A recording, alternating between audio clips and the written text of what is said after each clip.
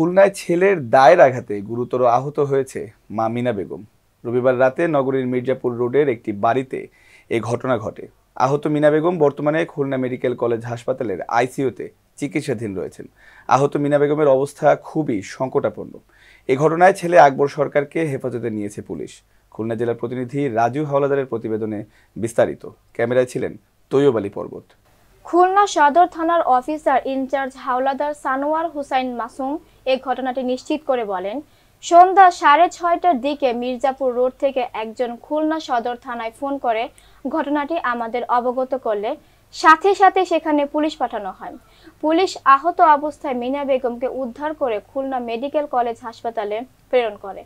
মিনা বেগমের ছেলে দা দিয়ে তার গলা নামিয়ে দেওয়ার জন্য পরপর 3টি কোপ দেয়। মিনা বেগম হাসপাতালের আইসিইউতে ভর্তি আছেন। তার অবস্থা খুবই সংকটাপন্ন। ছেলে আকবর সরকার মাদকাসক্ত এবং মানসিকভাবে অসুস্থ।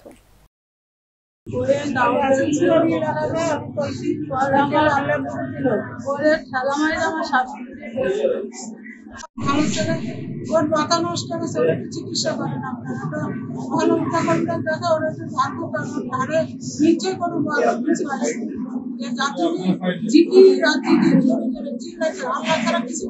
হঠাৎ করে এই শুক্রবারের শুক্র শনি রোগে খবরখানায় যাচ্ছে, তাহলে পরে থাকবো আমি দেখে আসি, তারপরে ঘরে আসতেছে এই মেয়েরা নামাজ পড়াচ্ছে, আমরা কেন এরা নামাজ পড়লে ভাত খাতে দিবা না, এই হঠাৎ করে দুই দিন এই কাল করেছে আর কিছু।